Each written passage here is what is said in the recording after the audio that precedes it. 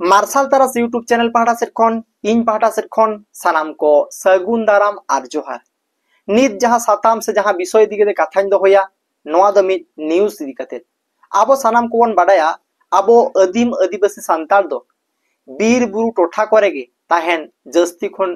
जस्ती बन कुसिया आर नित हो मेना बन गया नोआ दो नित खन दो बांग हाने ती सेदाय खन पिलचू हड़ाम पिलचू बुडी बिदल खन गे बीर बुरु दारे नड़ी साला आबुआ निबिड़ मिट सगय मेना मिट बांगनेल सुतमते बीर बुरु बोंगा बुरु साला आबो मिट तल मिट मेना बोना ओना कारण ते नित हो शहर बाजार खन आबो आबुआ आतो दिसम अडी नापाय बोन अटकारा से बोन बुझेवा आर नोआ दिसम रे आबो जहां दिसम रे बोन तहेन कान नोआ दो सोनाते रूपते तल से आटाल आटाल ते बेनावाकान धरती दिसम चितार आबो मेना बोना मिड लेका दो नोआ आबो जहां टोठा बोन तहेन खान नोआ दो सोना रूप चांदी ते पेरेज अकान दिसम रे मेना बोना माने झत्तो कोन किसड़ दिसम रे मेना बोना मेनखान दुख रेना विषय आबो नोआ किसड़ दिसम रे एतोहब मानवा काना बोन नोआ धरती दिसम रेन एतोहब मानवा मेनते बो दबिया एतोहब मानवा काना बोन आबो के नित एतोहब मानवा काना बोन आबो जहारे सोनाते पेरेज पुरुन कान दिसम रे मेना बोना मेनखान आबो गे जाजाबर जति लेका मेना बोना लागा टंडी जति लेका मेना बोना हांडे खन नोंडे नोंडे खन हांडे नोंका को लगाय बोना नित नेलो कना मेनखान आबो जहारे मेना बोना झत्तो खन संपद दिसम माने किसड़ दिसम लई गानवा किसड़ ठाव लई गानवा ओंकाना ठाव करे गे आबो मेना बोना मेनखान होनवा जहां किसड़ ठाव करे मेना बोना नोआ नित प्रशासन को सरकार को केंद्र सरकार राज्य सरकार सानाम कोई को बुझेव का जे आदिवासी जहां टोठा रे मेना कुआ ओना ओना टोठा करे दो सोनाते तोल आकान आटाल आटाल रूपते तोल आकान धरती चितारे आको मेना कुआ ओना कारण ते आबो विभिन्न पॉलिसी ते विभिन्न प्रकल्प ᱧᱩᱛᱩᱢ ते को उच्छेद बोना नित समय नेलो काना भारत दिसम रेना प्राय झतो स्टेट करेगे आबो आदिवासी चितारे जस्ती खन जस्ती नाहाचार को चलावया चलावना कारण दोनवा काना आबो दो रेंगेज ओड़ी होड़ काना बो आबो जहां लेका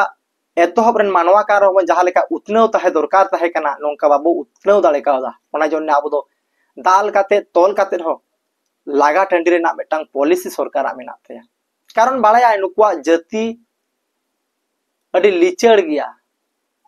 उनको तो दाल लेको खान दाल बतर आको उनको तो लागा लेको खान लागा टंडी आको नोआ किंतु सरकार को बुझेवा आर ओना जन्ने आबो ठेन जोर जुलुम काते आबो ठेन परमिट बांग हताव काते चाहे आबोआ सम्मुति बांगते गे उनको जोर जुलुम काते आबोआ टोठारे आदिवासी टोठारे प्रकल्प ᱧᱩᱛᱩᱢ काते आबो को उच्छेद बोना नोआ किंतु कंटिन्यू होई चला कना नोआ 30 आबो बोन चेंगा आर ओका लेका भाबते बोन आंदोलन लेखान चेत बोन चिका लेखान आबो सुरक्षित बोन तहेना आबोआ ओत हसा सुरक्षित तहेना आबो नापाय बो तहेना आर बांग जुदी सरकार जुदी जहाना प्रकल्प कोराव खान कोरावा मेनखान आबो सठिक आबो क्षय क्षति पूरण बोन ᱧᱟᱢ मा जहार बो ताहे लेनखान आबो नापायते निर्लेव भाबते नितो शोषण जुग रे ताल मिलाव कते बोन चलाव दाड़े से बोन लाहे दाड़े आबो जतिया आबोरन जतिरेन हर को उतनाव हुआ नोआ रना पॉलिसी सरकार हो जहां लेका आबो ठन बाय सामांगया आर आबो हो किंतु उनकाना चेद हो बाबो दिसैया उनका के होय सर्दी रे ओना कारण ते आबो ठन दो उनकाना प्रस्ताव आर बांग नापाय निर्लते आबोआ मेटांग सुबंदोबस्त कराव काते जहाना प्रोजेक्ट हुआ अडी नापाय काना मेनखान उनका बात काते आबो ठेन जोर जुलुम काते आबो को दाल लागा टंडी काते विभिन्न प्रकल्प हुआ नोआ दो अडी बड़ी हुआ काना उनका के होय सुर दिन रे नोंकाना प्राय झतो जायगा रे घटा काना छत्तीसगढ़ बेंगल बिहार उड़ीसा जहां जहां करे आबो सांगे खन सांगे मेना बोना जहां जहां टोटा करे सोना रूप कोयला नोंकाना को दुरीब को मेना खनिज सम्पद को मेना नोआ टोठा खन आबोरेन हर को लागा टंडियेत कोआ ओनका गे सुदु माने ओनका हफ्ते दो बांगा जुदी नापाय हफ्ते को लगा के कोआ नापाय मिटांग प्रकल्प तलाते जे नोआ सुजोग सुविधा एम होयो काना नोडे खन नोडे चला पे आपे को लगी नोंकाना बंदोबस्त होयो चाकरी बाकरी नौकरी जहाना गे ओना दो अडी नापाय काना मेनखान जोर जुलुम ते जहां लेका ओंडे नेलेना डंगरी मिहु मेरम लेका जहां लेका दाल गोहड़ आदि नोआ को दो अडी बड़ी आना विषय काना नोआ को दो अडी बड़ी बुझा मेनखान नोआ इदी कते अब चेत बोन चिका दाड़िया नोआ अब सानाम को बोन बिचार दरकार ताबोना नोआ रे नेलेना हो झारखंड पोनोत रेना धानबाद जिला रेना जहां दो बोलियापुर थाना अंतर्गत जहां दो सरसाकुडी आसनबनी मौजार नामे घटना जहां रे नेलोक काना ओंडे आबोरेन तिरले को लसर रे गहड़ कातेत को दियेत कोआ ओंडे आबोरेन कोड़ा हपन को दालेत कोआ बाडायोक काना बांगमा 11 जन कोड़ा हपन तुरी हड़ कुड़ी हपन पुन हड़ नुको को एरेस्ट आकाद कोआ नोंडना समस्या दो होयोक काना हासा इदी काते नोंडे सरकार जहां सरकार थ्रोते जहां प्रोजेक्ट नामाका steel authority of India limited नुया अंडर जहां कमी हुयुक काना जहां दो टारसा प्रकल्प को मेता का नोडे दो कोयला उत्तोलन हुयो आसे चेत नोंका बाडायोक काना आर नोंडे गे उत्पत्ति काना उनकुआ हासा जहां को अब आदिम आदिवासी मानव चासे तहन नुकुआ चास जमी ओंडे चितारे ओंडे कोयला उत्तोलन हुआ ओना लेकाते जीसीपी को चलावेया आर ओंडे बाधा एम चलाव काते गे नोंकाना समस्या दो हुए काना से नोंकाना ओंडे लाठी चार्ज इने छड़ा दाल आर नुको को एरेस्ट काट को माने आदिवासी चितारे एकबार निकिष्टतम जहां बर्बरता जहां बांग नेलो बांग लयो बांग लय दरकार नोंकाना घटना गे घटा काना लयते बाध्य हुयु काना कारण अमानविक आचरण अब चेतान को कराया पुलिस प्रशासन को झारखंड पुलिस प्रशासन अब किछु दिन मांग रे बन नेल किया भोगनाडी रे बेटा समस्या होइना ओंडे हो आकवा एक्टिविस्ट ओका लेका को आचरण किया नोंडे हो उनका के माने नित जहां दिसम शासन काना नो शासनीय को वा दारायते अब पूरा बन शोषण काना आबवा दिसम रे आबवा राज बनु आबवा दिसम रे नोआ दिकुआ राज नोआ आबवा धरती ले गानोआ एतोहबरन मानवा काना बन मेनखान आबो नोआ धरती रे सुरक्षित बनु बोना कारण तेहेन आबो जहां धरती रे बन जानामा काना एतोहब खन आबो जहां दिसम रे मेना बोना आबवा दिसम आबवा राज मेनखान चेत हो बनु नोआ को जतो कथा रेगे वास्तवता रे दो भिना गया नोआ आबवा दिसम रे आबो दो जाजाबर जाति लेका आबवा धरती रे आबो दो कोकोय जुगी लेका आबवा चित अस्तित्व के बनुआना अड़ी दुख रेना विषय कना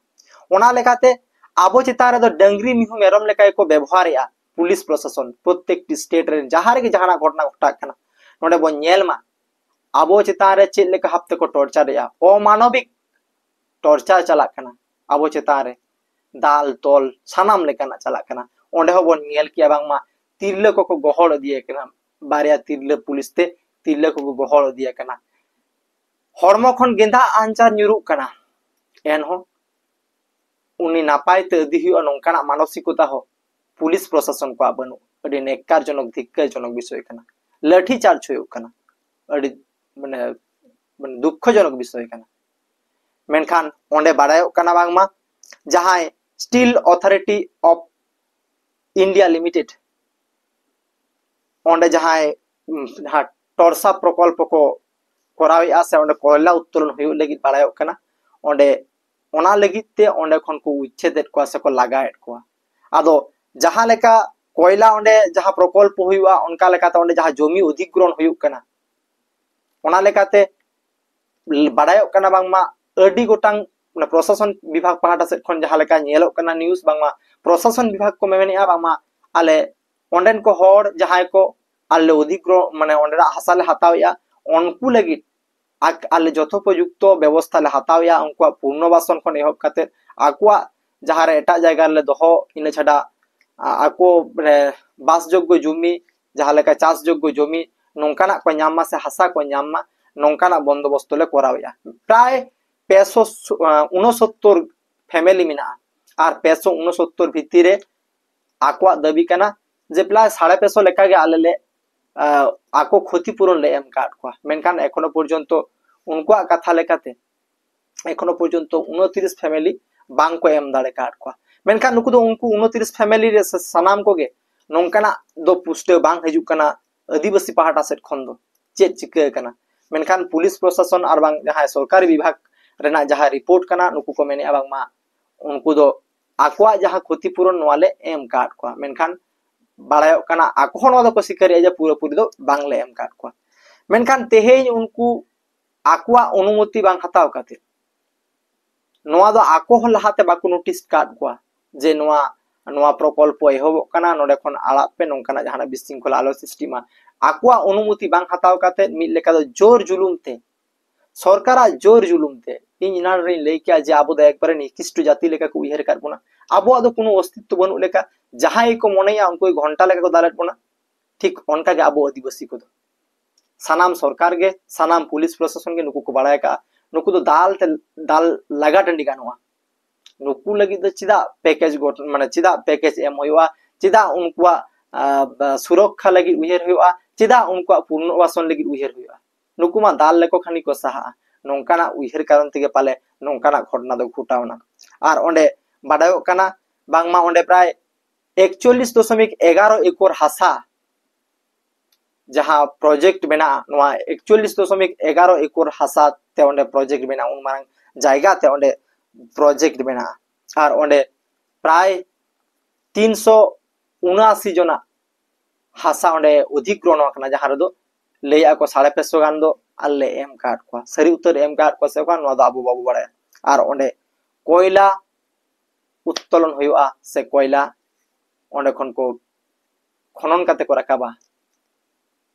और ओंडेना नोंकाना घटना घटाव कना सरीगी उयहर आबो उयहरना विषय कना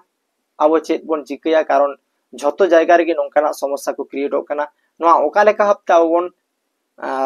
आंदोलन लेखा नवा सठिक माने सुराहा बो नामा कारण उनको हर जहां को आंदोलनिया नुकु दो आकवा क्षतिपूरण हवा को नामा कदा लाहाते नोटिस हवा को नामा का जे नोडे नवा प्रकल्प होयुआ आपे हासा आड़ा होयु तापिया आपे लगी नवा पैकेज से नोडेले आपे लगी गिरेबसी आपे चास माने चास लगी सरकार पहाटा से नवा हासा एमा पे कना नोंकाना चेत दो बांग होये कना और ओना कारण तेगे झामला दो और ओने लेका जे आबो दो सरी के सरकार पहाटा से दो आबो दो अडी निकिष्ट जाति लेका आबो इदी कते उनको उयहर ना चेत दो बनु तकवा से उयहर के बाको उयहर आर बांग को उयहर हो गानो तकवा कारण दो आबो दो दाल बतोर चो कना मिल लेका दो उनको को बडाया आबो वो लाठी चार्ज को खान उनको को दड़ा और ओना कारण तेगे तेहेन आदिवासी चितान रे कंटिन्यू सानाम सरकार गे कंटिन्यू आदिवासी को चितान रे नाहाचार चलावया मा एनखान इन पार्टा सेट खन ओनेना किछुगान जहां इनफॉरमेशन इंटेन ताहे कना इया पे कोटने शेयर किया और नवा वीडियो आपे एतो खन जहां मुचेद हुई पे नेल किया आपे लाइक कमेंट शेयर पे और आपिया मतामत जे होन ओंकाना घटना को घटा कना नवा ओका लेका हप्तवन टेकेल दाड़िया आपिया मतामत नवा कमेंट बॉक्स रे निहत पे सदरा मा एनखान इन पार्टा सेट खन आरो दोहरा करते जोहार।